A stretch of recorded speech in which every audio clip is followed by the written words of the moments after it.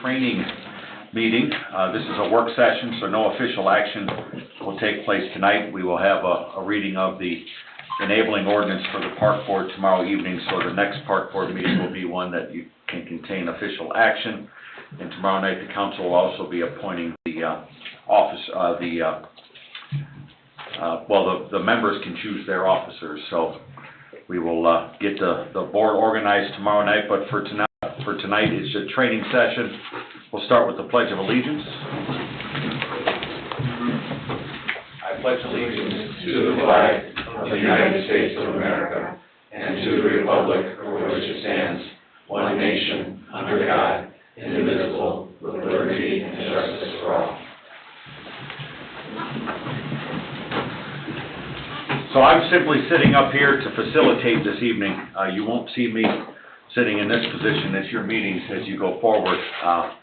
The council will most likely be appointing Colleen Sheben as the lead liaison to the park board, and Rick and Ralph will also serve on the Park and Rec committee for the town council. So we'll have a liaison, and then when there's a need for collaboration in committee meetings, those two gentlemen along with Colleen will be your key contacts. So tonight we have some guests with us, but before we start that, I want to thank all of you for stepping up to serve. This is it's a kickoff, kind of a re-energizing and a kickoff of something that we haven't done since 2011. We don't need to review all the history that went down, but it's been a bit of a bumpy road at times in the park and recreation function of the town. We've had some successes and some failures. Recent successes have been the soccer program has been extremely well attended. Obviously, last year we didn't have one because of the pandemic and the uncertainty around that, but we hope that this year we can forge some partnerships, get a part-time recreation coordinator hired, and get some of those activities back on the road. I've talked to, I think, all of you except for Greg and Paul, but kind of the vision here is Cedar Lake has so much potential with the influx of population and the incredible natural beauty that we need to have a group of people that are really focused on helping build those foundational pieces for park and recreation, capital infrastructure, capital investment, facilities. That way, when you have a good recreation coordinator to go along with you that can fill those facilities and those sorts of that infrastructure with the right activities, you have a really vibrant parks department. By no means should this ever become anybody's kingdom. All of these boards and commissions serve at the pleasure of the people of Cedar Lake, first and foremost. So we should always remember that. What we do is not for ourselves, to promote ourselves, but it's for the betterment of the community. So keep that in mind as you go forward. Not everybody's going to always agree on everything, but just remember you're a team here with a lot of people on your team. So always take a collaboration approach to solving problems. And I often tell people in my public service that one of the bad parts about being a public servant is that your opinion doesn't matter anymore. It's what you do to solve the problems that matters. So this is about action. So take that approach, leave the personal feelings out of it, and do what's right for the community, and you will be very successful. So if we could have the gentlemen here with us tonight introduce themselves to everyone and what you do, who you are, and why you're here. All right, I'll start. Good evening, Fred Prezo, Context Design, Landscape Architect, Land Planner. I've met some of you before. Tonight's really an exploration together to kind of help with that teaching and training. Rick Roberts is to my left. Rick will introduce himself in a moment.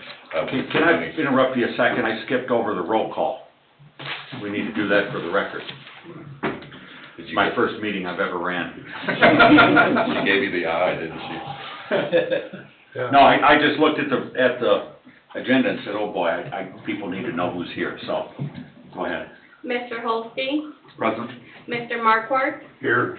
Ms. Miller, Here. Mr. Rodriguez, Here. Mr. Niemeyer, Present. Ms. Fansberg, Here. Ms. Abernathy, present, Mr. Austin. Present. Thank you. Sorry, Fred, continue. That was my lack of You're fine, professionalism. Randy. You're fine. So Rick Roberts is to my left. Rick is a longtime friend, colleague, collaborator. We've done many different things together. Tonight will be a new experience. Rick is going to be a wealth of knowledge for us tonight. Rick has been in the role that you all are sitting on for going on 23 years. I think I got that right, with the Greenfield Parks Department. Rick is a licensed landscape architect, has owned design practices amongst many other jobs and responsibilities. So we're going to tag team this tonight. So after I do this quick introduction, Rick will come up with me.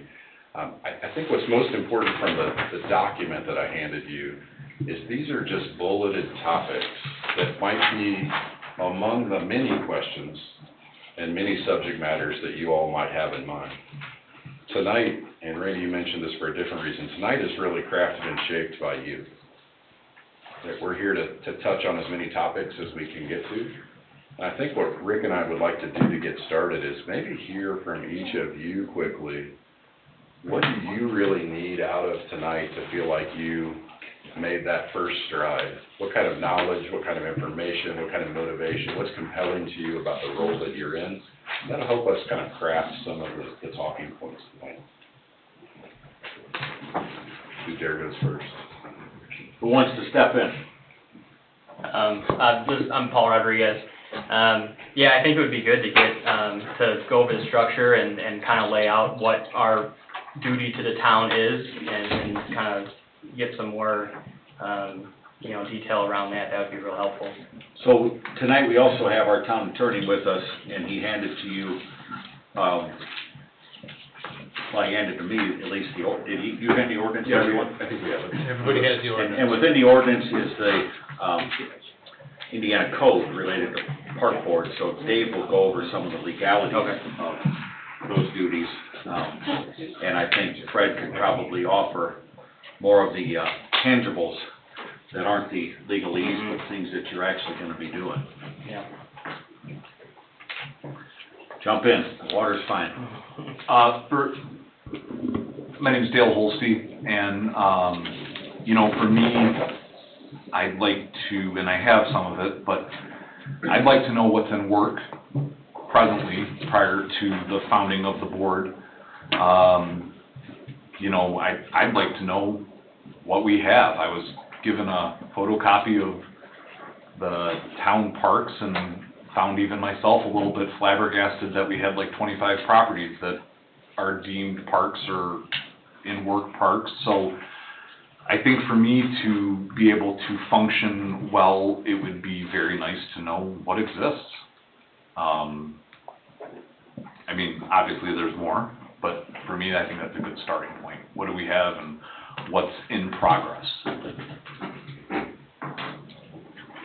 And for that, at some point, we'll turn to Colleen and Ralph and Rick to talk about this list here that was handed out of the capital investments that are ongoing. Mm-hmm. So that'll also be helpful to you. Sarah Miller, and similar to the first two gentlemen, the roles, and also I took a drive around and was trying to look at the current condition of the current properties and to know if there's any current complaints. And actually, if I may, since Sarah brought that up, Sarah and I had a conversation.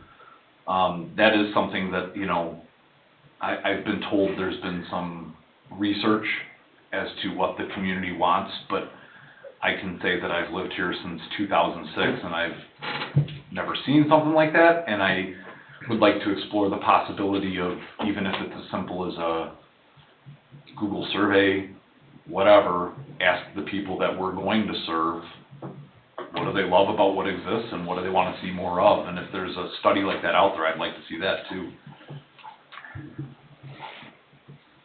So we have a park and rec master plan that we had to adopt as providing us the ability to establish the impact fees. Mhm. So I think that should be circulated to everyone, and you can see what's good, what's bad within that report and build off of that. Greg? I guess I would like to know just who was handling this prior to you starting this group back up? The reason I'm saying that, do you have like, paid employees right now at the park districts or? Well, Fred's just a consultant Oh, that the okay. town is working. Well, that's what I'm shooting for, you know, I'm just. I love being put on the spot, so let's see if I can get. But I'd like you to answer that, Fred, anyway, just to see how much you've studied. I was about to ask when your park impact fee was. 4 more years. So Greg, the answer is, prior to the pandemic, it was being run through the town administrator's office. We were utilizing some part-time staff to execute certain programming. The capital infrastructure was being handled by the Public Works Department. So it was kind of a team effort to get things done. Like I said, we've had some successes and failures, okay? So the key going forward is picking the starting point here and then picking the next step and the next step after that. We're not gonna go from 0 to the finish line in the first day. So everything's gotta take it's kind of a journey to get to where we wanna be. Great. I think those are great points, great questions. I think maybe what it reminds me is just to take a moment and to let you all know kind of why Rick and I are here. So as landscape architects, my wife and I own a practice practice that works in about 13 states. We work with and are hired by Parks and Rec boards and Parks departments, just like you all the time. So we work for groups like yours. In contrast, I mentioned some of Rick's experiences. Rick is on your side of the table and is hiring consultants, is outsourcing work, is looking at funding mechanisms, strategic visioning, basically the aspirations of group. So we're gonna tag team the questions tonight to try to help paint a picture of what might be in front of you, so that we might leave tonight with a little bit better idea of what's on the horizon. We will not attempt to solve all questions. There are lots of things about your specific holdings, the conditions there that you mentioned, Greg, the path that has been gone forward in the past. We won't be able to address, but maybe paint again that picture of what is on the horizon. So I guess since we're kind of scratching the surface as brand new, just so I understand, and it'll save me one Google search. So your company is a landscaping, like, development firm, is that what it is? Yeah, so we're landscape architects, so we design from the master planning of complete parks districts to the design and construction of specific parks, sports complexes. So essentially the technical engineering side of getting a facility built. Because the first thing I was gonna do when I got home was figure out what your company was. What a So landscape architect is. so that takes care of that. Yeah, we don't do landscaping. I don't do planting design at all. Sure. So don't ask me any plant questions tonight. That won't be a So good one of the facilities that Fred and his team were integral in was the, in Westfield, Grand Park, great big athletic facility. I think it's probably the largest in the Midwest. Still, it's in the top 5 in the United States. It was the largest when it was built. Where was that at, Randy? 2014. Westfield, Indiana, Grand Park, it's athletic complex. We're looking, we've developed a relationship with Fred a while ago, working on a couple of different concepts, but recently, back in November, we brought some stakeholders in from around the community, from different youth leagues, to just get the conversation going about building an athletic complex on the town-owned property, because it's something that has been a dire need for this community. We hear complaints every year around Little League and softball season in that neighborhood that nobody can park in their own driveways. So it's definitely a need of the community that's been expressed to us as elected officials as we've walked neighborhoods. In many election cycles, people say, when do our kids get to have some place to play? So that was what spurred that conversation, and Fred and his team would be hopefully an integral part of developing that plan. All right, so I'm going to invite Rick up here. And again, the subject matters are in no particular order of importance, but making sure we get some of those roles and responsibilities addressed. I think what I'll do is have Rick, again, from his experience, talk about that, the fundamentals of where you are in your kind of learning process and what your appointment means. Let me ask, does it make sense to do the legal overview so that the board technically understands what responsibilities are from an ordinance perspective? Just because that kind of gives you the lanes to stay in a little bit, then we can talk about functionally how we function as a board within the rules, but more practically. Does that make some sense? Yeah. I'm ready. Go ahead, Dave. I handed out at the beginning of the meeting the proposed ordinance that was drafted for reestablishment of the Department of Parks and Recreation for the town to be governed by the board upon establishment and for oversight and jurisdiction over the park district.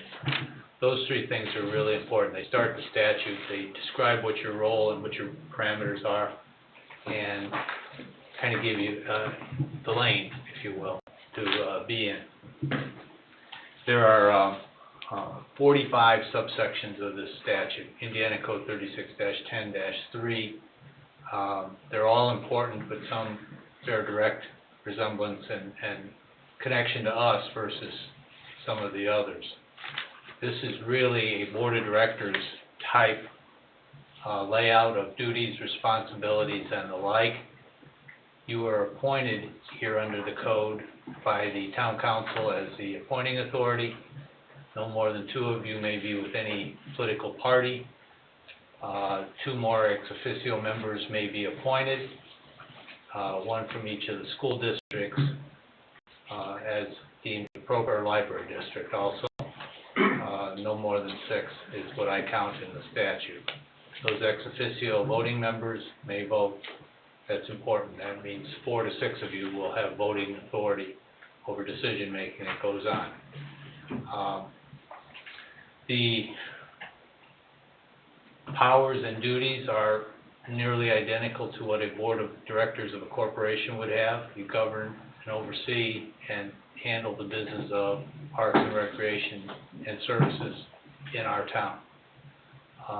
You will have a budget. It will be processed in the same way as all budgets of departments of the town, so there'll be funds.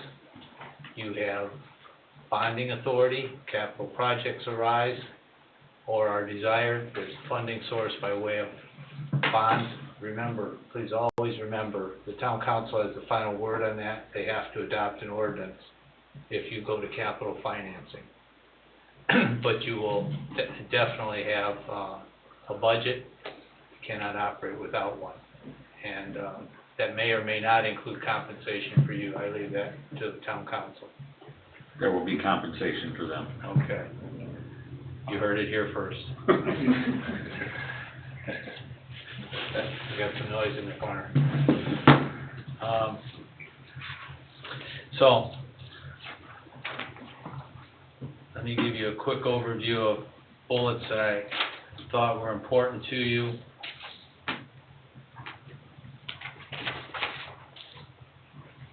Appointment terms, initial appointments will stagger so that 1 of you will be appointed for a 1-year term, 2 of you for another for a 2-year term, 3-year term, 4-year term. That is so that the stagger appointment process will work, and there's always an opportunity for a change at the desire of the appointing authority. After the initial term is expired, there'll be 4-year terms of appointment to this body going forward. And so that you don't think that it's an easy out, it's not an easy out. The town council may not, as fiscal body and legislative body, remove you except for cause. For cause, that's a battle. Pretty much how I describe it. We've been through that. Among other things. But that's absolutely not been the norm here for sure.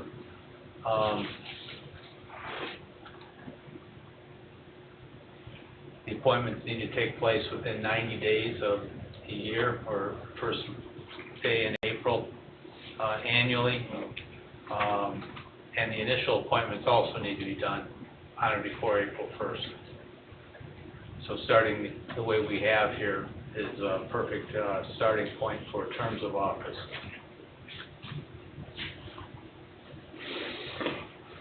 So, just so you know, somebody's gonna have to take a 1-year term, a 2-year, a 3-year, and a 4-year. If you get the 1 year, doesn't mean we don't like you. It's just part of the statute, so don't take any offense. We've just gotta organize that so we can meet the provisions of the statute. The reason I did not draft the statute is because the statute's black and white clear. That's how I gave it to the council for their consideration and ordinance adoption. Meetings, remember, every action requires 3 or more votes. Given the number that you have on this body, that's what the requirement under state law is. The statute provides for that also if you're looking for it. Compensation we covered, duties we covered, and your duties are just general oversight of the entire business of the Park District for the Department of Parks and Recreation, as you're officially known.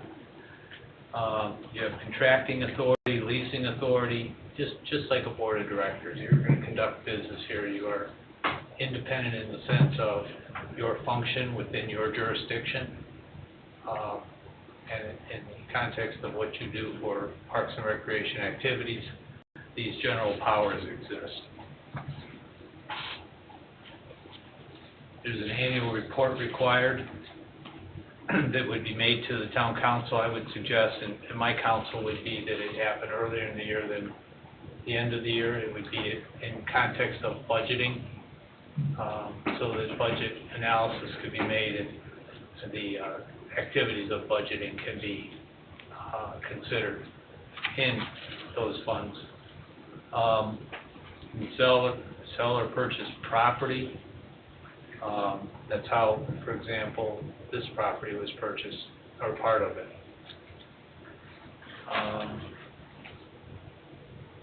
You may hire, or appoint actually, subject to funding, a superintendent to oversee the department and work at your direction. Again, as a board of directors, you may not be involved necessarily in the day-to-day, ongoing, everything in the weeds you're touching type thing. You'd have a person for that. I represent the town of Schererville. If you're ever looking for an example and a method to check, they have just that structure. It's almost identical out of the statute. Appointments by the town council, legislative body, superintendent that oversees it, reports, and is accountable to the legislative body, and a department that does what it does, as the statute contemplates. Superintendent obviously has job duties and responsibilities. Perhaps there would even be a job description component, and that's something that I would anticipate discussing with both you and our new town manager almost next week. He's got the nameplate already, though. You know. Yeah, fitting right in. That's what we like, work without pay. Perfect. Very conservative approach to government. There'll be bonds, so if it's business stuff that you need to deal with, the clerk treasurer will work with you on bonds and being bonded. She's responsible for the records of the town and all of the other types of things that could happen. Gifts, accepting gifts, being involved in gift making, donations. Those are all statutory things. Much of the rest of the statute, you can create funds, special revenue non-reverting funds, cumulative building funds. Those funding build-up or account forms are in the statute and clearly can be used, and I would anticipate that will occur. We have a really great experience here in Cedar Lake with developing entities. Our redevelopment commission is a gem of an entity. It's taken a long time to piece together and grow it, but they've done so with discipline and with accuracy. That's what is contemplated by the statute here for you in that regard. It won't, and I agree with the gentleman here. Won't happen the first day. Won't happen the first day, but gosh, be patient, because it's a great place and it's going to happen. You can charge fees for events and activities, so there'll be policies you'll establish. You'll look at facilities and deal with them.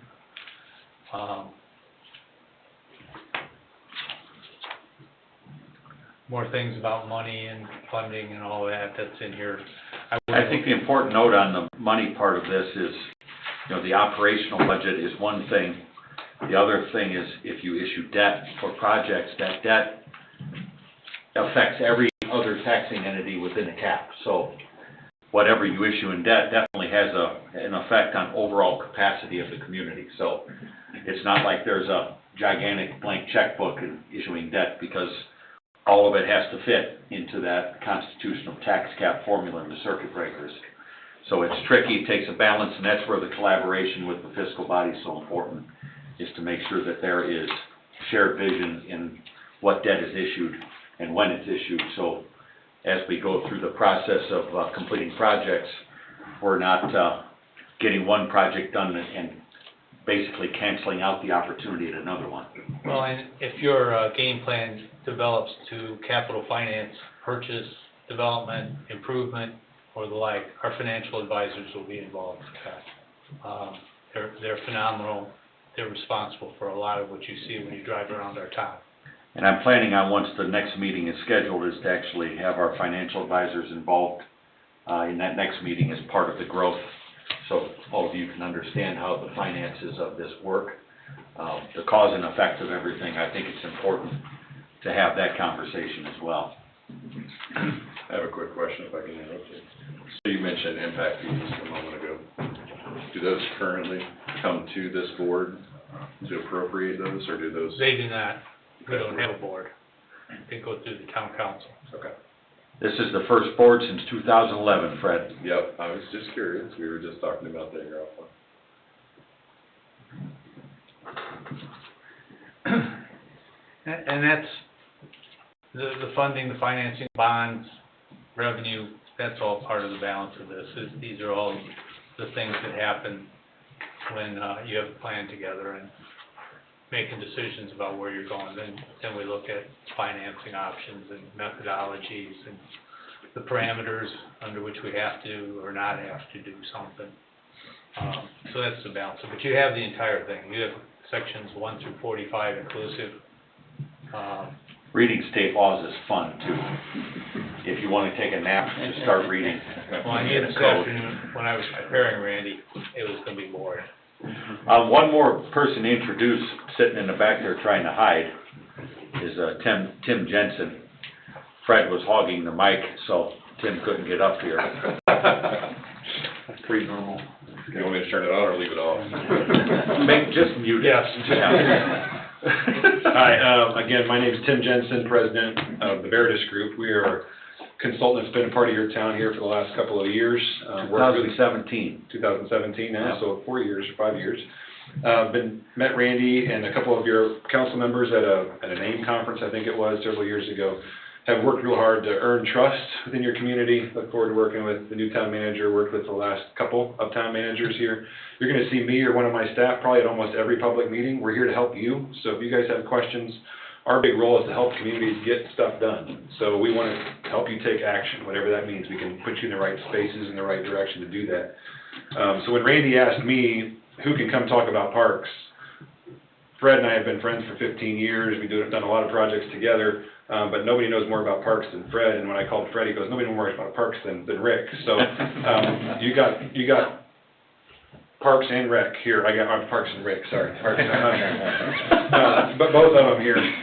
So which one of you is Ron Swanson? That's right. So, just make sure you ask your questions tonight, but again, I'll give you my cards afterwards for our firm. Just love to connect with you guys offline at some point just to help you. But that's our role here in the town of Cedar Lake. So. Yes, kind of put it in a nutshell, what Veritas is when we have big projects we're pursuing, they're our owner's rep, right? So they're leading projects for us. So they're kind of a center point of things. So that's an important group. They have skill in engineering and real estate and construction management and you name it. They've got people on the team that can do it. So they're a heck of a good group of people to have on board here. So continue on. Well, welcome to drinking from a fire hose. That's what it's gonna be like for a while. As Fred mentioned, I've been on Parks Board Greenfield. Greenfield's 25,000 people. We're a city, so I'm appointed by a mayor, same thing. 4 years, 2 Republicans, 2 Democrats. With our board, we have a school board member that's the ex officio, which is nice because then we can partner with the school to share facilities. We also have one of our board members serves on the plan commission. And the reason is we're a suburb of Indianapolis, so as we go through growth, developers come in and want to do housing, and all the scrap pieces of land, they say are parks, and they want to give it to us. Literally a drainage ditch one time. They want to give it to us, and they called it a park. We've had that here too, Rick. And so that's why we have a Parks Board member to say, no, that's a drainage ditch, that's not a park, because sometimes Plan Commission people don't know that. Okay? So we have 11 parks, about 350 acres of parks, some trails, 8 miles, about 8 miles of trails that we take care of. We do have a full-time superintendent, we have a full-time rec coordinator, we have some support staff, and hire a lot of summer people. That's what we do. We program a lot. The one word I want you to keep in your head is you are stewards. You're stewards of the natural environment, you're stewards of the recreation for this community, and you're fiscal stewards of what you're going to do. Now, if you think about it, the council, we all answer to the council. Okay, that's the umbrella, right? When it comes to funding, when it comes to goals, when it comes to debt. But you're the subject matter experts on the environment, on the stewardship of recreation and the environment. The council can't do everything. And so that's why, I'm assuming that's why you've been appointed to be these subject matter experts in this area and raise the questions and share the information that you have the knowledge of. Okay? So it sounds really complicated when a lawyer starts reading stuff. It's not that complicated, okay? It's really not. You got to play by the rules. You know, you can't have private meetings. You have to have public meetings. You have to be very transparent in what you're doing. You can have executive sessions, and you can explain in more detail. Well, we have executive sessions when you're looking at buying land, or if you have a personnel issue. You can't make decisions in those. You have to make decisions in public, but you can have those conversations. If you're interviewing, when we interviewed for a new superintendent, we did that in private, went through all that, then we came out in public and did a little more interviewing at that point in time, and then hired her in public. Okay, so there is that, and again, you'll get into those details at some point in time. But there are those kind of things you can start to do as well as you think about it. And I'm trying to, because I got all sorts of notes, and I can be talking for days about stuff. One of the big issues you'll probably do, once the budget is established, you'll be charged with approving payables, bills. I assume you'll meet on a monthly basis. That's what we do. And there'll be bills that'll come in, and those that are assigned to you, you'll have to approve. You'll have to review, and as a board, approve those bills. If you have staff at some point in time, you'll also, at least we do, I assume this is how you'll function, you'll approve their timesheets. We call them timesheets and bills, is what you do. And you just look over them and, yeah, okay, that's what it is. Usually somebody administrative screens it to make sure it's right before it comes to you for the blessing to do. Okay?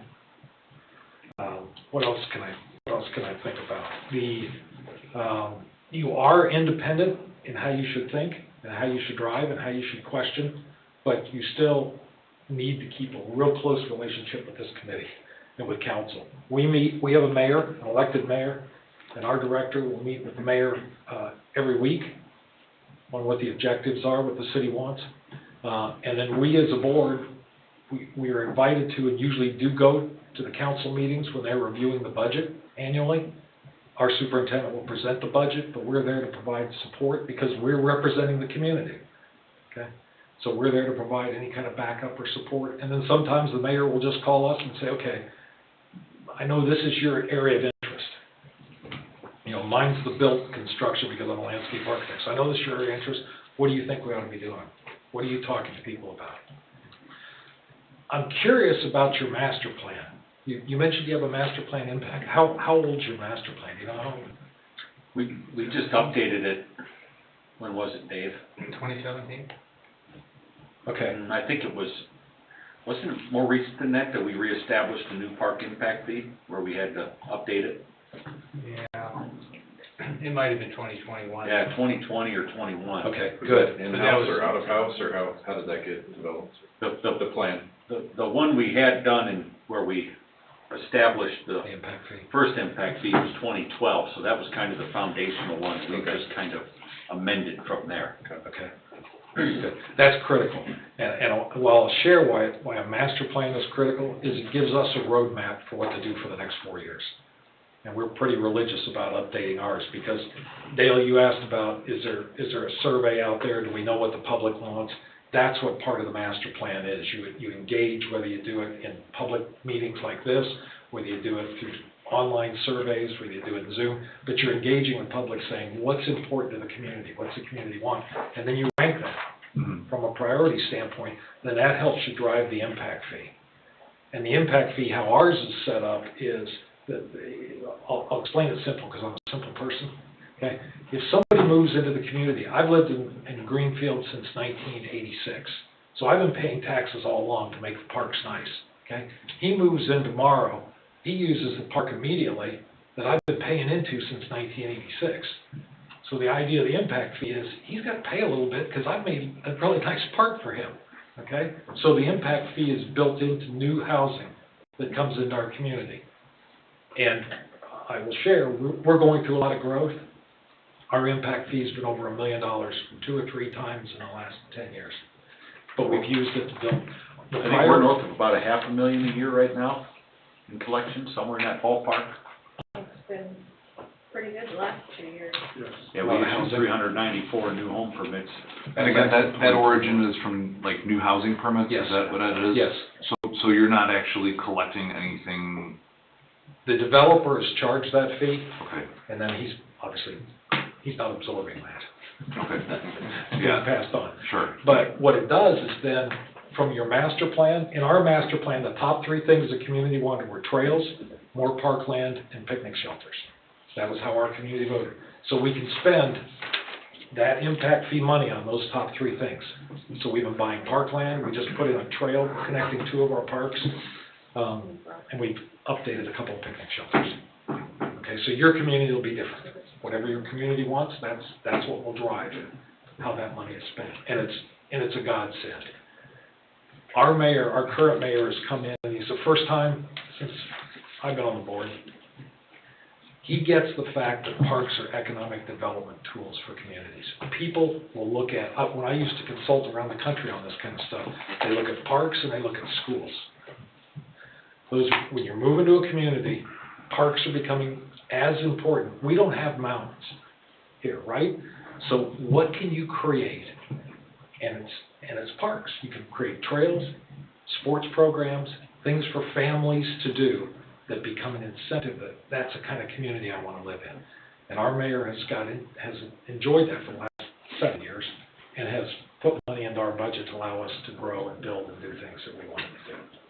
So the fact that this group has the vision to say parks are important, we want to do that, your council has, is incredible, because a lot of communities don't get it. It's just sort of, that's a leftover land, just take care of it.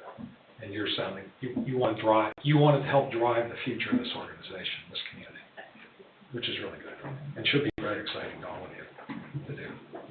I think Rick mentioned a couple times in this session, I know you all have mentioned this, but being in sync with that strategic vision of what the council and the park board want to accomplish together is where we see the communities that we serve being the most successful, right? There is some autonomy in and amongst the park board and how you're executing that vision, but being very strategic and taking the time to work through a strategic plan. In addition to just the parks and recreation plan, which is that's the nuts and bolts of trying to get there, but where are we going next and where is that vision taking us? It's worth that time and that energy to make sure you're investing in it. I think Fred or someone said, you got to kind of crawl before you can walk. Our Parks Board has been around since the 60s, early 60s maybe. And we, to this day, don't have a soccer program or a baseball program in-house. There was a dad's club that started the soccer program. There was a dad's club that started the baseball program and the softball program, and we partner with them. We've built land, we've built the facilities for them, they schedule it, they price it, you know, they may say, and we've had this with the soccer program, it's huge because it draws from other communities for them to do it. They run it all. We carry the insurance, we carry the property. Okay? We'll put up lights, and then they'll raise money and say, hey, can we put up an early lightning detection system?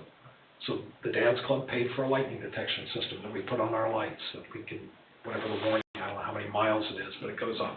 So it really is a partnership, and they work very hard, and we try to work very hard to help them as well. So what it saves the community is we don't have to hire 6 people full-time to run a soccer program, right? Or more. And the same thing with baseball. You know, the baseball program actually came to us and said they wanted to leave one of our parks because it's an old tired park. It was the very first park. And so we worked with the school to give us some land for a lease for 100 years for $1. And so they're part of the school land that they won't use. They've actually gone out and raised all the money to build this baseball complex. They've got contributions from concrete. They got a bunch of contractors that are on their Dad's Club, and they've done a lot of that kind of stuff. And in exchange, we come in and maintain it for them. We help program it with them if they need it. We put up signage for them. We put a playground up for them. We put up a couple of shelters for them. So it very much is a relationship of how does the community benefit. Everybody's got a little bit of roles. We don't have to do everything. Does that make sense? What we're trying to do? And for example, Please. real quick, 2 weeks ago I met with the pastor at Faith Church here in Cedar Lake, Dave Weemoff. He and I had lunch together. They really want to find ways to integrate more with the community, not in necessarily a faith-based way, but in a community way. And one of the things that they're talking about is being a part of this athletic complex development that we're talking about. But to start is doing things like what Rick said, the soccer program. Tomorrow I'm meeting with Ryan Smiley, the CEO of the Boys and Girls Clubs in Northwest Indiana, and their chairman of the board, Matt Claros, to discuss the opportunities that we might have to bring them into this effort as well. So I look to have a report for all of you on some of those things so you can take the ball and run. What I'm just trying to do right now is to just kind of set up those connection points, but there's people really interested. So you don't have to be alone in this. Not everything has to just say Cedar Lake on it. It's okay if somebody else's name is on the shirt. And like Rick said, you don't have to hire 6 staff members or have someone organize everything. You just provide the facilities and a little bit of the support infrastructure. You have good programming. So those are some things that are being worked on as we speak. Yeah. The Boys and Girls Club is actually in one of our parks. And we're actually in the design phase right now to put a pump track. I'm too old to know what a pump track is, but it's basically we used to call them dirt hills that we rode our bikes on. But it's a pump track now. But it's right next to the Boys and Girls Club, so they can program it, use it, but it's going to be right there. And to your point, it's a symbiotic relationship. We're all working together. The kids are going to get something of value. There's a ton of opportunity. It absolutely is. The bigger the tent, the better. Absolutely. I'm really glad you mentioned that. I mean, I spent the first 3 hours of my day on the phone with the mayor of New Haven, so south of Fort Wayne, suburbs of Fort Wayne, with a church facility that is looking to be what they called this morning a blessing to the citizens of that community, not in a faith way, but to return the gifts they believe they've been given to be partners in a facility, sports complex facility. So it's definitely out there. At some point, you talked about the possibility of hiring a part-time rec director, or rec assistant manager, or something along those lines. That's in our budget for this Okay. year, so. You will help set fees for what you're going to charge for things. That's always a fun conversation to have, because there's the balancing act, and we have this, and it's a lively debate, and it's a good debate. What should we provide because you're a citizen of the community, and what should we charge for? And what should we charge if you're from outside the community and you're coming in? So we have a resident fee, where if you're paying taxes, you get a discounted fee, where if you're from outside the boundaries, you have to pay a little more. Because of how your organization is established, you can't use the word profit. You cannot make a profit. You can make excess revenue. That's what we call it. That will go into a non-reverting fund that you can use to support other facilities or functions within the organization, how that plays out. And we do that all the time. we're actually tied into our community foundation. We are surprised at how many people enjoy parks that we don't know about, that when they pass, they make donations through the community foundation to a parks fund that we have. And so every year, we'll get a report, and we've got X number of dollars set aside in our parks fund. So to David's point, there's a lot of different funds, and you'll need to work through, obviously, council, you need to work through how you orchestrate and set those up, because you've got to manage them then. And the last thing you want is 50 accounts. I think we have 4 that you want to manage. And we did have the vision, many years ago, we created the Cedar Lake Parks Foundation. So that entity has been in place. It's just a matter of making it active again. Needs a little resuscitation. Right, it needs some life breathed into it, but there's an opportunity there to create that philanthropic connection to what you're doing here. That is excellent. I think the key there is to, as you start to engage that again, figure out what its role is. About 4 years into my term on the board, I got frustrated because our council at that time had no vision for parks and recreation, and land was being purchased all around us, and we were losing land. So a good friend and I went out and started our own parks foundation, and we privately raised $360,000 and gave the city 60 acres of land, to which I was yelled at the council that I must have had some objective in mind. Yeah, I'm giving you 60 acres of land. But our foundation, if you want to call it that, technically you could call it that, our purpose is to come in when we see a gap, find money, fund it, and go away. Other parks foundations are there to constantly, I know Fort Wayne, Kalamazoo, a lot of those, they're a constant funding source. So you need to decide what role the foundation best serves your community again as you start to look at it. But as you said, no good deed goes unpunished, so no matter what you do, there'll be somebody out there who'll be mad at you for it, so. I did get yelled at the council. Well, your statue's out there, right? On that lot, that land? Your statue, You got your statue? It's about that big.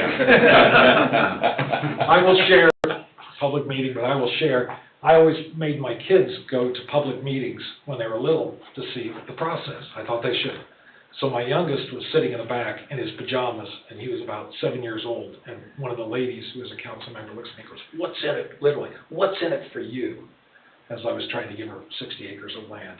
And fortunately, my brain kicked in, and I turned around and I go, "His future." She started crying. I felt so bad. I mean, a tear literally ran down her face, and she called me at home that night and apologized. She goes, "I was out of line." I said, "Yeah, you kind of were." So now he didn't join us tonight because he's 30 years old, but now I take my kid to every meeting that I have in public meeting just in case. So look for partnerships. And this is maybe step 3 or 4, but it's amazing the value you'll bring as a parks board. Churches, Randy mentioned, hospitals. There are community organizations that find value in green space, in recreation, in stewardship, in what you do, and want to be associated with success. So find those. We've found a great relationship with the hospital. They have one of our parks, they have a walk with the doc. And so, once a week, they have doctors come out and people can sign up and just walk around one of our parks and talk about, but it also gives us an opportunity to talk about parks when we're there. So find those opportunities for partnerships, and again, that may be step 3, but those will be out there as well. Rick, thinking of steps that might be a little down the road, when did you all determine that having a superintendent was the right decision? From day one, and because the mayor appointed his son-in-law. Okay. Mayor appointed his son, you said? Son-in-law, yes. No. And then That's why those anti-nepotism laws are fantastic. After year 3, his son-in-law was gone, and we became a real parks department in the mid-60s. Hired a director and grew from there. So yeah, Gotcha. real early. But we just hired our first assistant director, and that's 60 years in the making to hire our first assistant director, just to get the support, to show that we're viable, to have the community come behind us. I mean, I remember one of the earliest meetings I was with the council, and this is, again, a suburb of Indianapolis, and I was talking about doing a project, and one of the counselors looked at me and goes, "Boy, you can go out there, and there's a field that I'll go ahead and mow leveled for you, and you go out there and throw a ball all you want, we don't even have a park. And he was serious. I mean, that was the attitude in that community in the eighties on that. And it's come a long way since then, and that's what's exciting about where you sit today. One thing I would highly recommend is, as David mentioned, there are communities, Parks and Recreation community is a very tight-knit community that will share, they will talk to you about anything you want to talk about. They'll go hug the trees with you. They will go hug the trees with you. They'll do all that. But Indiana Parks and Recreation Association, it's called IPRA. You can join as a board. I mean, you can get one lump for the board, but they have a blog. You can call the executive director. They have a full-time executive director. You can call any community and just say, I'm confused. They have a conference once a year, and they are the most helpful people on the planet when it comes to Parks and Recreation. They'll be happy to share. Here's a program we tried. It didn't work. It didn't come close to working. Or here's our maintenance cost. Here's what it's costing us to maintain. There are parks departments around the city, around the state, that may not have maintenance staff. You know, so they outsource it. They got somebody else mows the lawn. They establish the standards, and then somebody else does all the mowing. Their groups, when I was working in Kalamazoo, their Department of Public Works did all the maintenance, and then the Parks Department hired all the programmers. And they just worked as two completely separate organizations for a while. Did not work well at all for a community that, I mean, Kalamazoo's a big town. It did not work well for them. Okay. One quick thing that came up earlier that I'd underscore, we work for, again, in 13 different states, a lot of parks and rec departments. Rick mentioned it with the drainage swale example. I think one of you already tonight said, hey, gosh, I didn't know there, I think Dale, you said there's 25 pieces of property, right? There is a point that you could have the wrong land in the wrong location that doesn't really serve the higher purpose of meeting the needs of the patron. It's understanding what the right number is. We did the Broader Park Master Plan a couple years ago in the city of Indianapolis, which is one of their signature parks, so a significant park. The community comes out and says, well, I've been paying taxes for however many years, and I don't think the parks are up to snuff. Well, their problem is the city of Indianapolis has 210 parks. They probably need 30. They don't need 210, but over the years, they've gotten a quarter acre here and a half acre there and a ditch there, and they're spreading resources so thin that they can't do anything at a high level, right? So it's making those kind of balanced decisions about where the right land is and what the right program is for that parcel. We actually, when we were I was involved in a previous life doing the strategic plan for Indianapolis when they decided to privatize golf. And that was a huge decision that we were driven in, and it's turned out hugely successful for Indianapolis. But the challenge, what we tried to do there with the 210 parks was to say you could categorize them as A, B, or C in terms of the level of maintenance. So A means it gets mowed every week. Trash gets picked up every day. But if you get to a C, it gets mowed maybe every 2 or 3 weeks. And trash gets picked up when it gets mowed. And again, because it was so small, you take a truck with 3 people, because that was your crew, to do a tot lot that was a quarter of an acre, the same as you'd go do Eagle Creek Park that was 160 acres. Politically, that just couldn't happen. I mean, what we tried to negotiate with a lot of the communities is, it's a C. If you want it to be an A, how do you help make it an A? You know, could neighbors come out? Could we find a way to create a fund? How do we do this? And it couldn't work. You're not going to have this situation here, but realize every park is personal to the people that live within a mile of it. It's their backyard. It's very personal. And that can help you at times when you say, okay, we'd like you to be involved. And how do you help? How do you help get this to the level you want? And it can kill you at times when they're out there going, I saw a piece of trash. Mm-hmm. Yes, you did. Yes, you did. You're right. That's trash. I agree. What else can I've rambled. I've rambled because that's what I do for a living. But what else can I answer for you? What can I help clarify? What can I confuse you more about? Yeah. That's a lot of good information. you know, even some simple idea starters already. You and I talked, Dale, about big picture, right, is we have some areas of low-hanging fruit here right now. Bartlett-Wahlberg Park is one of those that people get a lot of use out of, right, and you can see on your capital list here, Truman Pavilion facility is in the process of being installed there because we need to have some place for people to use the restroom while they enjoy the park and have a nice picnic pavilion, simple things. And there's a lady sitting out here in the audience tonight who's a tremendous visionary at the Cedar Lake Historical Museum, is Julie Zasada. There's another opportunity, a tremendous partnership, and it's low-hanging fruit. It's people that are already established here. There's foundations built, there's infrastructure in place. You don't have to reinvent the wheel. We've got the land that we own now completely along the Founders Creek trail corridor. And there's a developer who owns some land that abuts up to it, who wants to be a part of helping to build that. So the land is owned. You get a good development partner to work with you. There's some of the money. You got some parking impact fees to go with it, and you got yourself a trail corridor.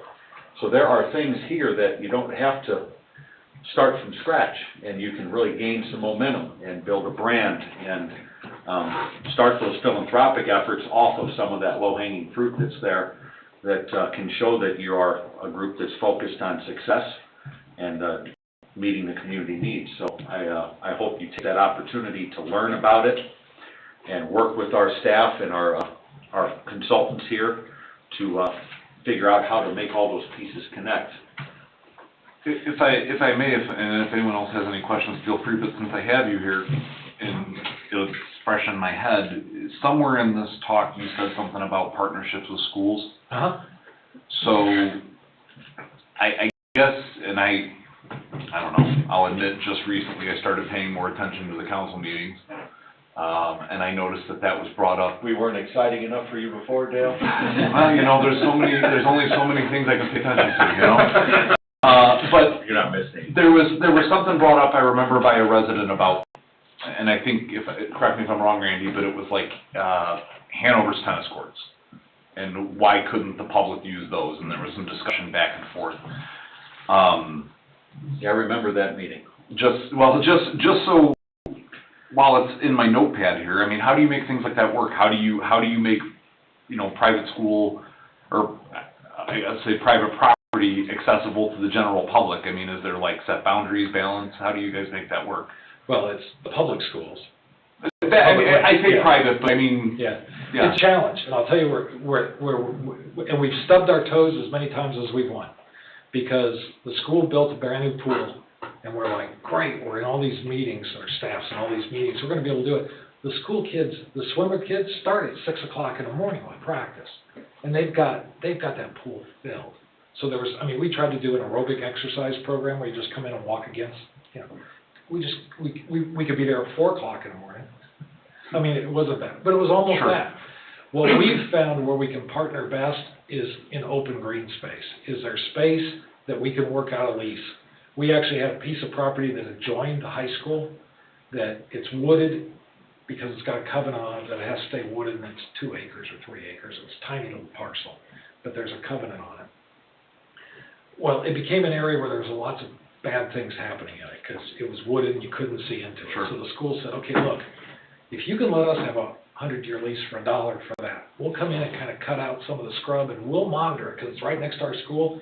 And in exchange, we just built this new junior high school, and we've got 60 acres in the back that we don't foresee needing for a while. We'll do the same with you. Now, there's all sorts of legalese where I'm sure they can break it if something happens. But the land piece was an easy piece. Getting into the building is incredibly difficult. Tennis courts, we've struggled with that because what we see is not so much tennis anymore, but it is pickleball. All of our seniors want pickleball. We've converted all of our tennis courts to pickleball. Pickleball's amazing. 10 of them. I think we have 10 tennis courts. They pay attention to pickleball, just not the council. Yeah. See? He's got his priorities right. So the first thing is just starting the conversations and say, is there common ground where we can work together? Well, and I think personally I have to expand my boundaries of what a park is. And I think you just said that best by saying that it doesn't necessarily have to be a structure, it can be land. We have this gem here too.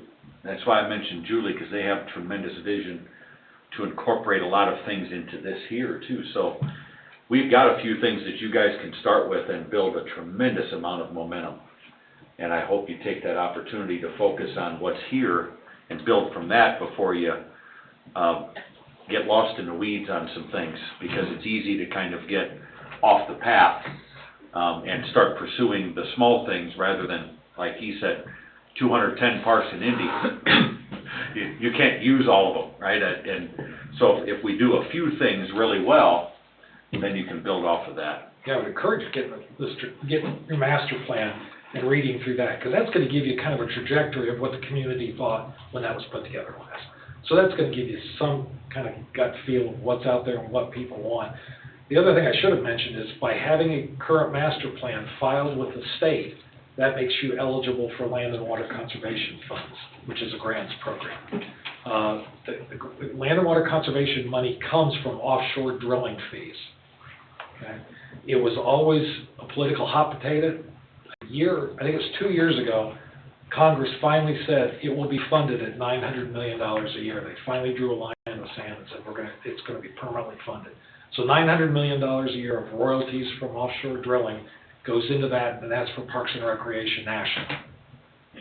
That's the good news. The bad news is that also goes to the federal parks. Boy, do they know how to spend money. And the shortfall for their forecasting for the entire country is $90 billion a year. We're going to make $900 million. Good news, the state of Indiana gets the money. I mean, we get, I don't know how many millions of dollars. In our Parks Department, you have to apply for it. It's a competitive 80-20 grant program. But we've got money to develop parks. We've got money not to buy land, but to develop it. We've got some neat match programs. You talked about developers. We had a developer next to one of our parks. He had woods and he had a wetland. And he said, look, I can make a deal where I can give you these, and that let us match our 80-20, and then he's developing land, but we're giving him rights to walk through. We're going to put a trail in the park that then connects to our park, the woods, so that now he can sell. I've got wooded places next to my condos I'm selling that you can walk directly into our 60-acre park. So there are these creative partnerships of how people play. And I forgot to mention, I'm having breakfast with that developer who's interested in helping us with our trail corridor tomorrow. So I've been a little busy in trying to get you guys a foundation of people built so that you can just put it in gear and go. I just want to sit back and kind of watch all of you operate. It'll be fun. So you will update us at all of these projects right here, that where they're at. Yeah, I think what we can do, Greg, with this list is we can invite our Director of Operations to the next meeting, because he's kind of been in charge of this capital list here, and he can give you updates on where everything's at, and then you can figure out what you still need to do in the process. But again, claim these, right, and pick this low-hanging fruit and get going on things, and it'll hopefully make all of you feel a real sense of value here too in your contributions, and give all of us on the council the opportunity to be very confident in the competence level of competency of this group, and be able to support what you want to do, because I think all of us want to focus on what the council does. There's plenty going on in this community for the elected officials to worry about, so you're an extremely important part of what we're doing from, as Rick said, an economic development standpoint. And when we talked about this athletic complex, we've talked about it in a global fashion, that it is not only a recreation complex, but it's an economic development complex. So those are the ways that we're thinking about it, just as Rick said, that their mayor does in Greenfield. And if you haven't been through Greenfield, their downtown is beautiful. It's really changed a lot over the last 20 years. Unbelievable. So it's just a nice central Indiana town, and I've been through it a lot of times and really like it. And thank you. In our Parks Department, we hang the flowers on the lights. We have volunteers that help plant them. We have a thing in the summer where who knows where they came up with it, but it's really cool. People can come out with their own bikes, and you paint a bike, and you put it out there as a decorative thing on the sidewalk with flowers, and it's just, there's a competition, and again, it's engaging the community in the low-hanging fruit kind of things that just makes the community a little nicer. So, yeah, definitely reach out to groups as you start doing. One thing I might suggest that you could think about, when you're in session, when you're having these public meetings, a lot of it is kind of going through the perfunctory, we gotta do this, we gotta do this, we gotta do this, we gotta do this, right? And that will become a rhythm every month, kind of like council has certain things on the agenda you do every month. Every year, we'll do a strategic session where the board just gets together. Sometimes it's Saturday, sometimes it's whenever we get all of us in a room for 2 or 3 hours. It has to be publicly published because you're all there, so if somebody wants to be there, they can be there. But just to go through, okay, I've read through the master plan, help me understand, what are you guys thinking? Where are you? Where's your head on this? Should we focus on it? But it's a chance to talk on the record still, but when you're not under the, we gotta approve payroll, we gotta approve timesheet, you know, when you have time to think about things a little bit more. So I would encourage you, we do that every year. Just, I think ours is coming up next month. Just spend some time just talking about where do we want to be, what do we want to do. Get your council group involved with it as well. I think that would be excellent, because that communication is critical. No surprises. There can't be surprises. That's when we all get in trouble, right? I think I'll underscore a couple just very quick things. So Rick mentioned the Indiana Park and Recreation Association. You guys have been very involved in the AIM conference with city towns. I do think RPRA is what has been most valuable to our small and mid-sized communities that we serve, is everybody wants you to be successful, just like Rick mentioned. It is amazing how much camaraderie there is there, and it's amazing how many great ideas can help accelerate success for you, that people will give you and will help, really help guide you in how they got there. There really are no secrets, right? They want you to be just as successful as they are. The second thing is we see a trend happening with schools, and you mentioned, Randy, the circuit breakers and the tax caps. So as referendums have happened in school corporations throughout the state, many schools have communicated to us that when you have, you know, parents and families that have kids that are in school, they're school aged, it's easy to get their attention. It's harder once those kids aren't in school any longer, or you might have seniors in your community that don't feel a personal attachment to schools anymore. You mentioned tennis, and pickleball came out. What we see as a pattern right now is a lot of folks are saying, how can I keep the older folks in my population still engaged with school properties, with school activities, to see those as relevant? We have a lot of schools that are actually, when they do tennis projects, are having us add pickleball for that very reason, because they need to be relevant. Schools need to be relevant in their community in all kind of multi-generational ways. So, And as you see more and more referenda put on ballots, some of the people who will protest most against it are people who don't have kids in school. So if there's a connection that can help to be fostered through parks departments, it kind of creates more of a community approach to some of these things and to show a broader benefit. Well, and you're right, because I used to have a firm that, as he said, we used to design schools. And the issue is, how do you make it for the entire community? You've done a little bit of everything, haven't you, Rick? I can't keep a job. Lord. So how do you make it for the entire community? And that's where Parks plays a part of that. We have a senior center that we started in our group as well. So you got to make it holistic, because you are serving the entire community. It's easy to think about rec. That is a piece of it. But there's a lot of other parts. We had a gentleman and his wife donate 40 acres to us, and it was old pasture land, and it's got a little bit of woods, and we've turned it into a nature preserve. And there are more kids out there seeing snakes for the first time and seeing groundhogs than they've ever seen in their life, because they're going nuts out there, and they absolutely love it. I'll tell you, my first year on the council, in 2011, Dave, I had all these ideas and all this energy, and I wanted to get everything done yesterday. And Dave told me, he goes, how do you eat an elephant? Right, it's one bite at a time. So just keep that in mind. Have the energy, have all the passion and the drive. Don't get discouraged if things don't move quite as quickly as you'd like them to. Capitalize on small victories, because that's one of the hardest things when you're serving these positions, is to avoid that kind of getting stuck in a rut. So just keep things moving forward, and you're going to get a lot of pleasure out of contributing to the community in that way. Totally agree. And I'd like to apply for a position on your council on your board, because I've been doing this since 1998 and we're not a paid position. So I'm just putting it out there. You're not a resident. I can move. Unfortunately. Move to Cedar. I'll move to Cedar Lake. Well, you know, one of the I things. gotta find out what you're paying first. One of the things that now, Probably not enough. as a council with boards and commissions in general, is, especially in a community like this, that we're close, we're in the Chicago metro, and people are very busy in their lives, and to find talented people to do some of this stuff is very difficult, and if the number is 0 attached to it, it's even harder. And so we're paying, it was a little over $100 a meeting? Something like that. So it's pretty significant that it's enough to where a person has a little vacation money in their pocket. You're not gonna get rich off of serving on a board or commission here, but it's at least something that incentivizes some people, say, you know what, I think it's worth my time, not just to contribute to the community, but I get a little bit of financial reward too. It's nice, that nobody's gonna get wealthy, but when you go on vacation, you have an extra $1,000 in your pocket, that's not so bad.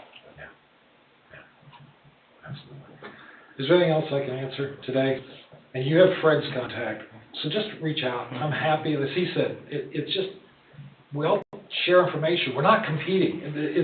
Because I'm private sector, so it's weird to me to think about this. When I first went on the Parks Board, it's like, oh, no, we're not competing with Carmel Parks, or we're not competing with Westfield Parks. Who the heck's going to steal somebody from Greenfield? It doesn't happen. So a lot of shared information. So you got a question, yell at him, he'll shoot it to me. I'm happy to share whatever we can do and get you hooked up with Lisa at IPRA is the executive director there, and they're more than happy to share all sorts of information. That's what they do, that's why they exist. And I would encourage all of you also to pay attention to, or even attend some plan commission meetings, and maybe it's even something, as I was sitting here, Dave, thinking about at least a park board liaison to the plan commission, to where when these developers come in with these subdivision plats, and we're talking about park properties, it would be helpful, I think, at least have someone to be able to add to the dialogue. There's significant interest by your plan commission in knowing this function is about to commence. Yeah. It is an These important, questions very come up important all the item in time. our plating process, and there's a lot of plating on the table or about to come here. People think that the community has exploded already, but the things that are kind of bubbling under the surface are unbelievable. Commercial development, housing development, there's so much opportunity, but it's going to take a team that's really engaged in it to make sure that we don't miss those little hidden gems that we can pull out of those opportunities, that instead of just adding people here, we're creating a better lifestyle. Well, Randy, initial item, in my mind, sitting at both the plan commission meetings and park folks, is that there be a joint or a collaboration of those two bodies related to the park and recreation. Yeah, I was function. thinking that while I was sitting here, This is you know about what, to go there's in. an opportunity here. And we're about to go into the subdivision control ordinance, and it's critical to connect the right pieces. Yeah, and I think the background of all of you up here lends well to that, looking at it from a professional approach and how we can connect all those dots and leverage those opportunities that come with the growth, so that the citizens don't just see more traffic and more people, but we see more opportunity. Happy to answer any more. If not, I'll just leave you again with you're stewards. You're stewards of the environment. And if you don't do it, who else is going to do it when you look around? So find your passion, because each of you, everybody on our board has a different niche. We have a young dad who's a coach, and man, anything that has to do with coaching Little League basketball, he is all over it, and that's his passion. And I'm glad. I've gone through that. That's not my passion anymore. You know, we have another lady that has teenagers, and so she's trying to figure out what they do and helping with that. You know, and so we've got one of our school board member used to be the swim coach for the high school, and then she was appointed by the school board to be one of our members, and so her passion was anything aquatics. And so find your own passion, and that's how you're best going to serve the community as you look forward on that. And thanks for the opportunity. And the door's always open. I'm happy to talk. As you can tell, I'm an introvert by nature. Happy to talk about Parks and Recreation. And there's a lot of basketball played central Indiana and south towards Bloomington, not so much played by West Side. Yeah. That's what I've heard.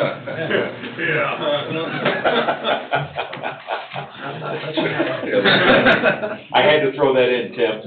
I can never resist. It's a pleasure to meet all of you and to visit with you, so we'll be in touch with you. Randy, thank you for the invitation. Thank you. Thank you. Yeah, great information. I definitely appreciate the contributions and the willingness to come up here tonight. We're very much looking forward to seeing you guys get 20 inches of snow down there. Thank you. See how you deal with it. Well, it's ice first. Yeah.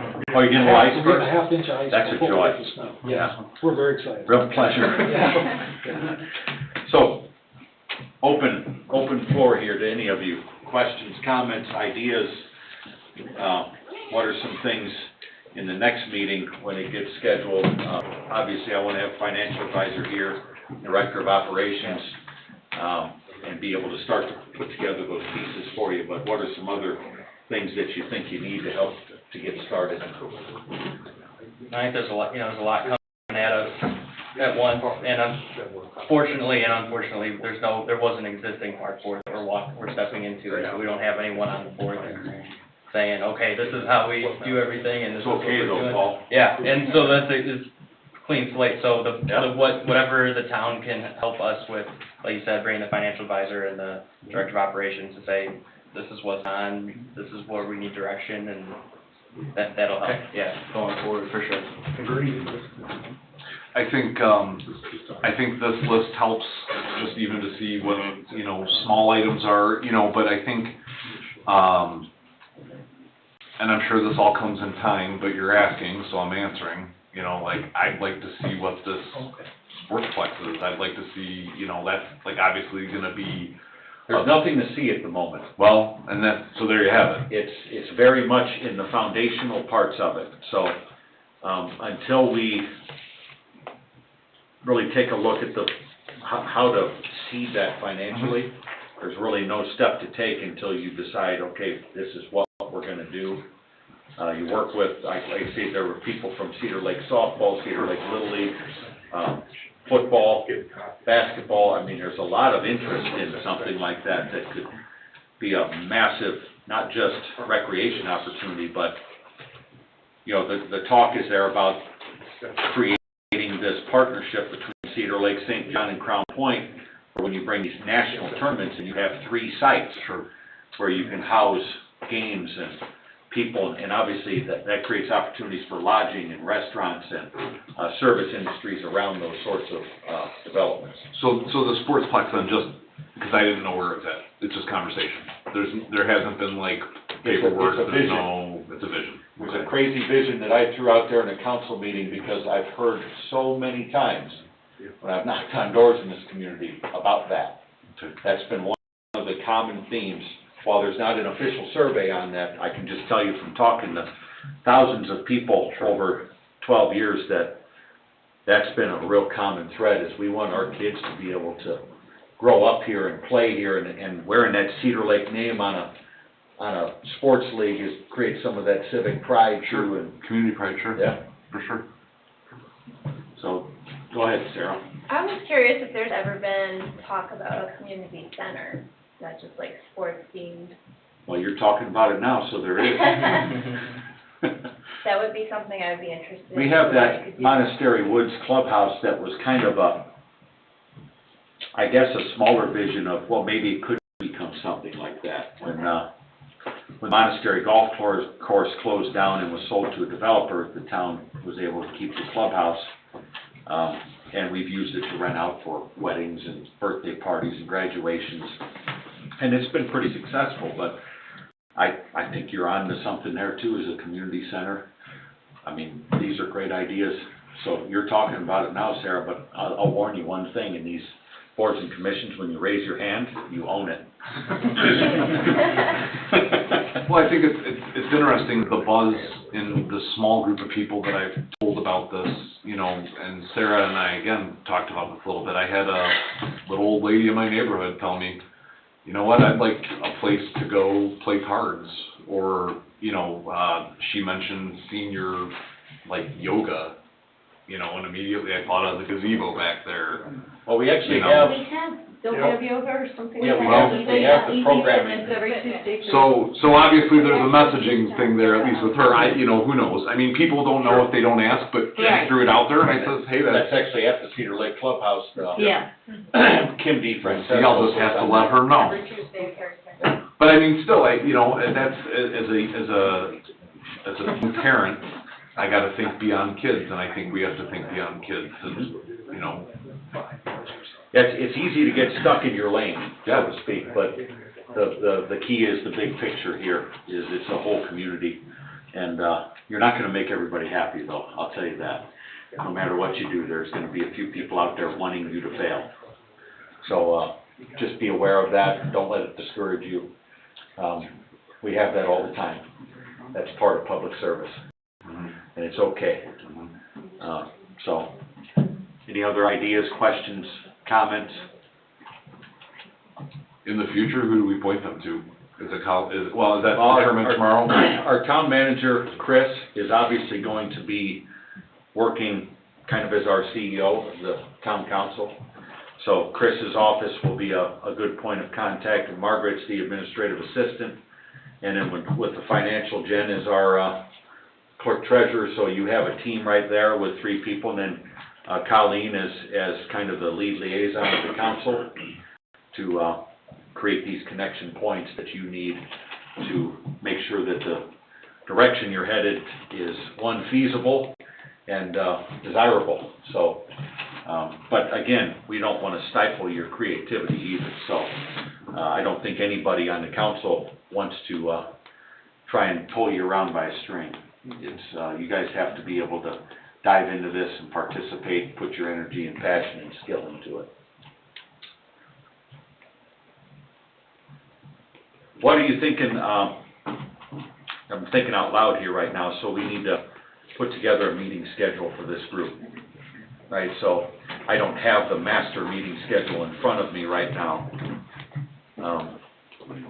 Want me to go get it? It wouldn't hurt if you could. Thank you, Margaret. See how wonderful Margaret is? She's just making things appear. But I think that's important, to get a meeting schedule, and that way, we can schedule the right people in the room, and all of you can put it on your calendars, and hopefully we have a quorum at every meeting.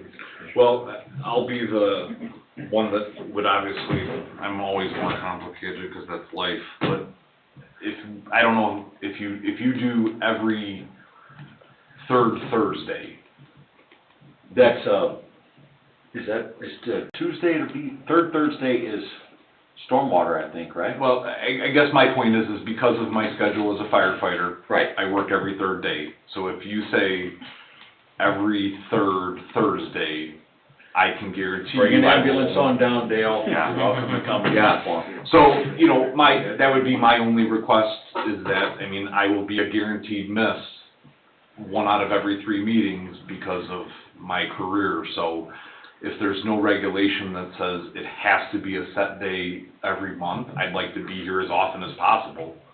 We typically set meetings a set day every month, just from a planning standpoint, so we're not double booking the room. Sure. And if you need consultant access, financial advisors, town staff, that there's a And expectation. if that's the way it is, that's the way it is. I'm just saying. I don't want you to miss any meetings. For a fact, I'm just saying Because for I a know your fact. passion, Dale. Well, You have but a I lot don't of want passion. I don't want it to be because it's Dale either. So I'm just saying, if it is that way. But it's a fair request, okay?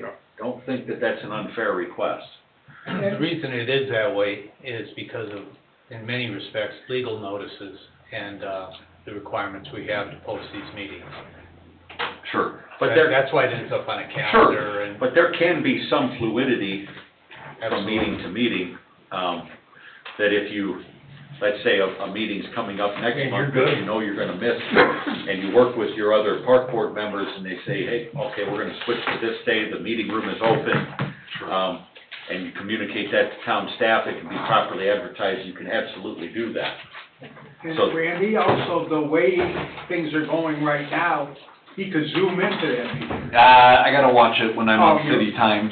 I can't be doing civic service on city time. Okay. Probably ruffle some feathers. Well, I was thinking, you know, Oh, yeah. okay. Yeah, nah, if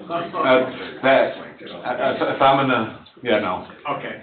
Yeah, so if you look across. What I was thinking of is, if you weren't on a call, Mm, no, okay. If you look across this list, the town council meetings are the first and third Tuesday every month. Utility board meets right before council meeting, the third Tuesday. The public safety board is the fourth Wednesday. The redevelopment commission's the third Monday. Plan commission is the first and third Wednesday. Unsafe building department's the third Wednesday. Stormwater board the second Tuesday. And board of zoning appeals the second Thursday. So you do have some flexibility with room usage. So the best thing is kind of put your heads together. Let's try and figure out a schedule that works. Dave doesn't have to be at every meeting, okay? And if there is need for legal, either Dave or one of his people can be here.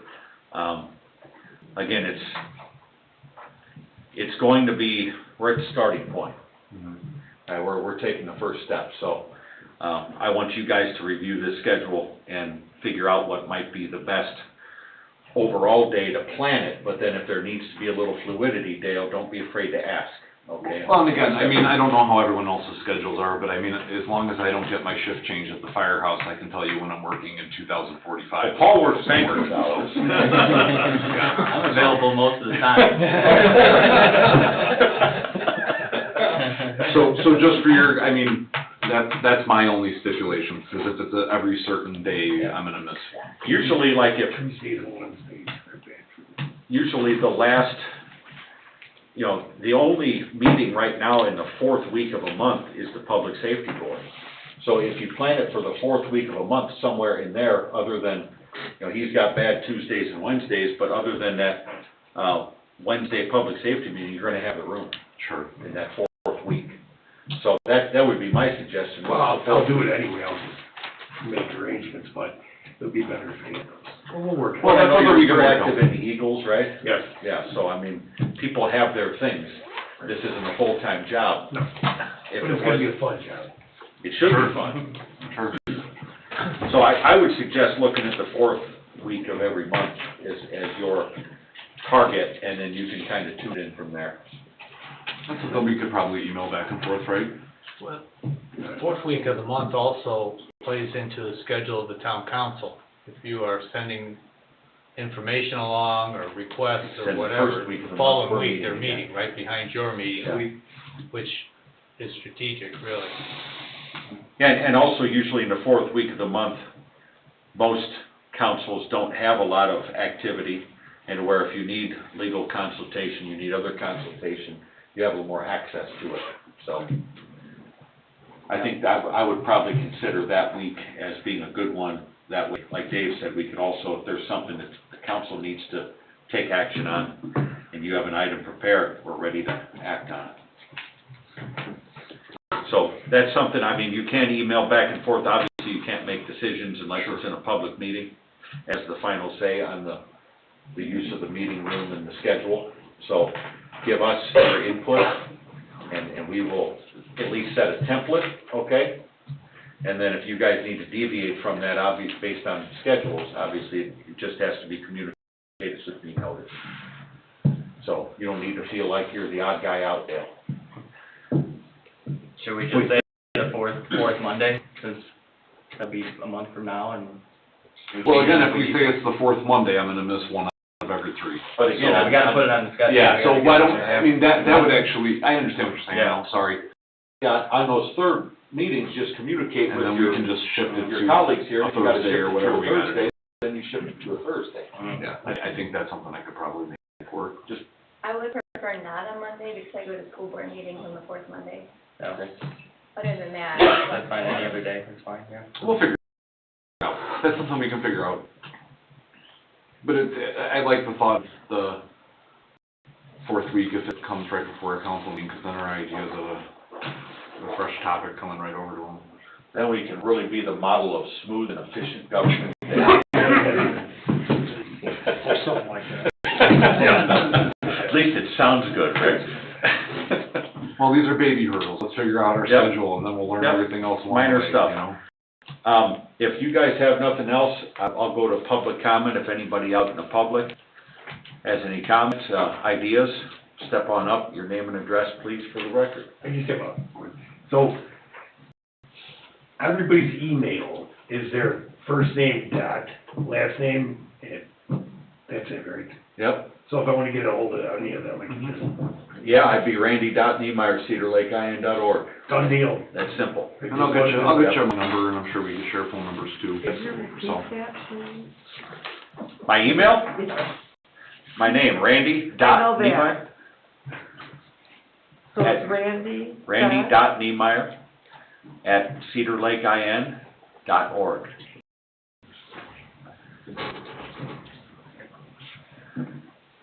Also, if you're on the town website and you go under government and town council, you can basically just click right on our email and it'll take you right to an email. I thought I did that, but it was non-published. I'll have to check that again. Okay?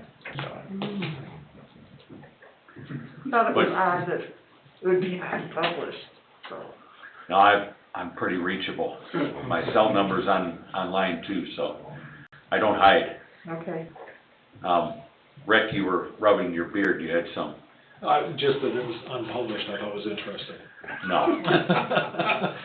This is my 12th year, believe me, I've had lots of grocery store trips to get a gallon of milk and a loaf of bread that have turned into an hour. So people know where I'm at. Public comment? Julie?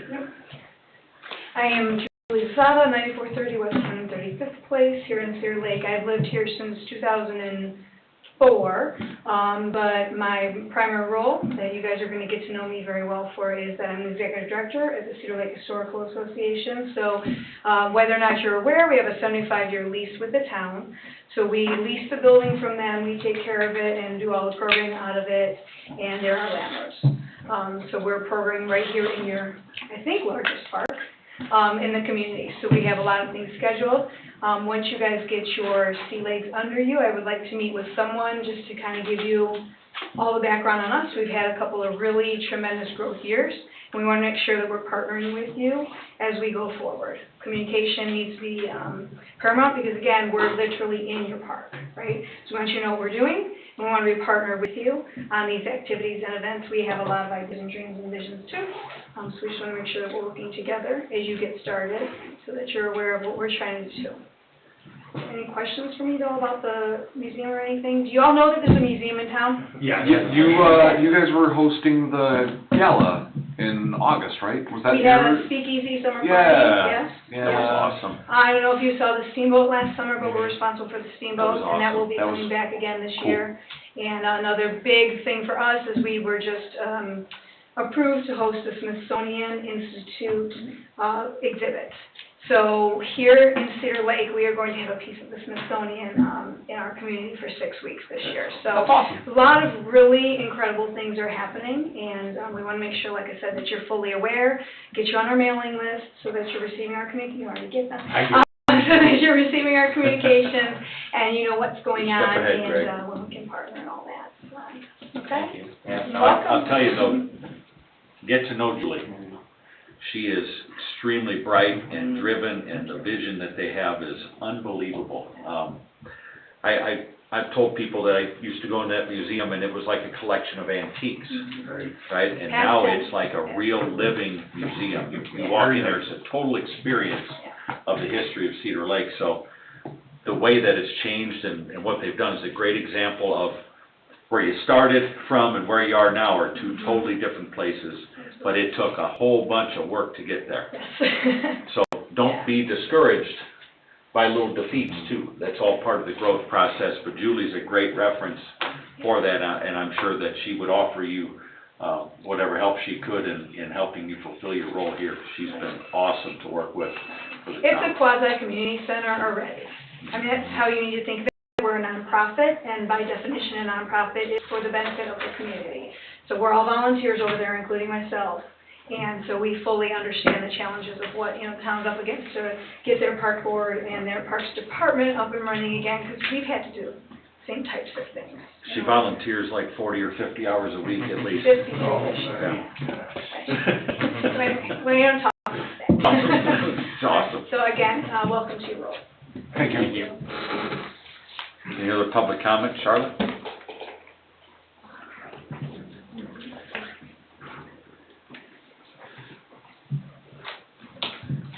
Well, I feel very fortunate to be here tonight for the first meeting of the Newtown Park Board. It's going to be interesting to see what happens. There's a lot going on in Cedar Lake. You can't move in this place with so much going on. It's probably not a good time to bring it up, but I do know that at the meeting on January 4th, the town meeting, the town council meeting, it was mentioned that the new sports complex would be at 155th and Parish, potentially, if I understand Mr. Niemeyer, That's the general vicinity. general vicinity. Yeah. I also understand that the dredging, the muck that's coming from the lake that will be going on is destined for that location also. Different part of it. Separated, so there's a portion of it that's going to be built into a dewatering facility. Will that be lined? I don't believe that's lined. My concern is pollution from whatever comes out of the lake, leaching into the well water that the people out there live with wells. And I would feel very, very bad if they started coming down with illnesses. I'm not an engineer, but based on the engineering and environmental studies, there's not the pollutants present in the material that we're removing from the lake. So there is no risk from what the studies have shown of that sort of pollution happening. It's basically algae blooms and silt being removed from the lake. No fuel from the boats, no oil. If the lake water was contaminated, people would not be able to swim in it. Can't eat the fish out of it. Sure you can. People do all Yeah, sure you can. There's just a lot of invasive species of like carp and white perch that aren't tasty fish, but you can't eat them. They're, IDNR tests the water throughout the year, and the water quality is fine. It's just the color's not so good from the algae blooms and suspended solids. Okay. Again, I'm not an engineer, but that's my best summary of it, Charlotte. It's a little concerning to me, so I had to ask. It's a fine question. Let's see, what else do I have highlighted here?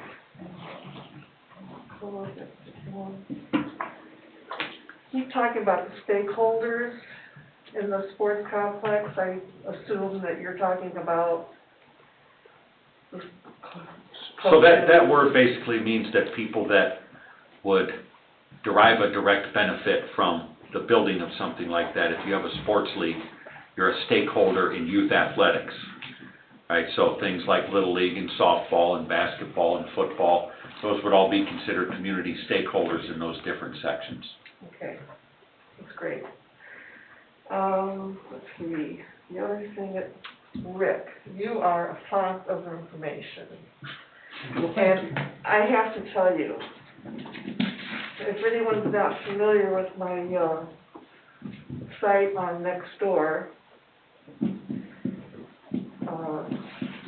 politics, the good, the bad, and the ugly of Cedar Lake and the USA. And there have been comments, I've made comments about getting, instead of building a sports complex, of collaborating with the schools and using the facilities that we have just highly invested in. My husband and I drove around the high school the other day. We counted 2 baseball fields, a soccer field, a football field. And that was just the high school. We haven't looked at the middle school yet. And it seems to me that we should be utilizing, we pay taxes on it, it belongs to the public. And we should be utilizing that as much as possible. And I would like the park board to take a deep look into that and see what we could work with the schools on, besides the tennis court.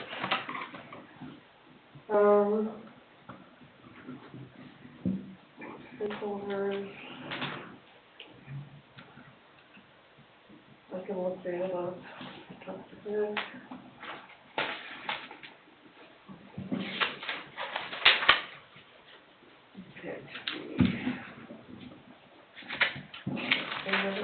And when Charlotte comes to meetings, she's always well prepared. She's got her thoughts organized. Yeah, if my shorthand would improve. I look at some of my notes sometimes and can't decipher what it is either, so you're not alone. And you, Rick, don't work for Context? I do not. Correct? That's correct. Okay, you're just friends, and you work together a long time. A really long time. Really? In a good way, I didn't I mean taught that. Related, anyone? I taught him in college. Oh, okay, so you have a long relationship. That means he's older than me. I would never have known that. You inferred that. I didn't infer it. All right, thank you for your patience, Thank and I you, wish Charlotte. you all well, and, look into that school deal. Thank you. Thank you.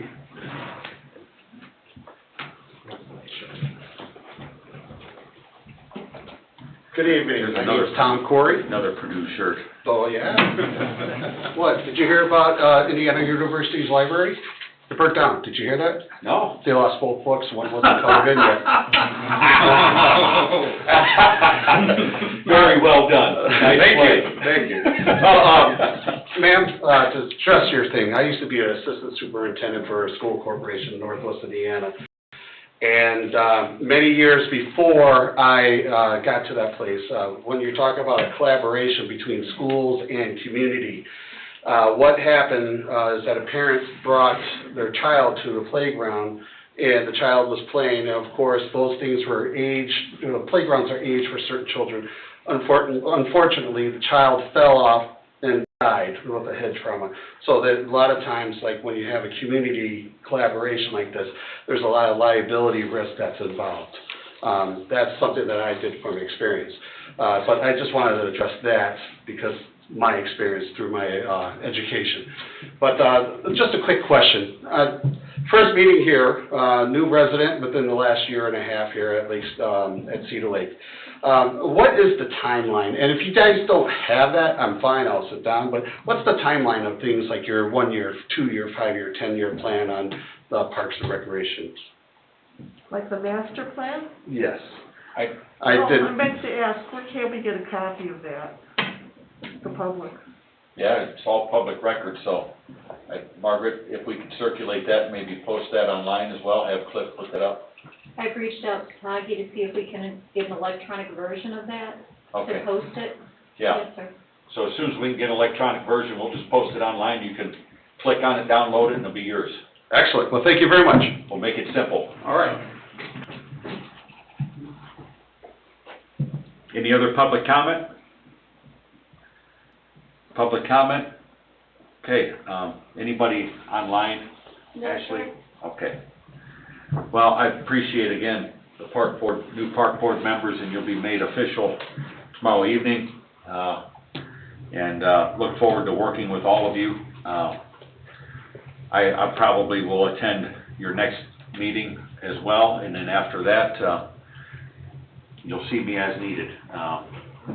Many of you know I'm on my last year here on the Cedar Lake Council, running for a different office for next year, county council, and but I want to make sure that we plant the seeds here and build the foundations that carry on.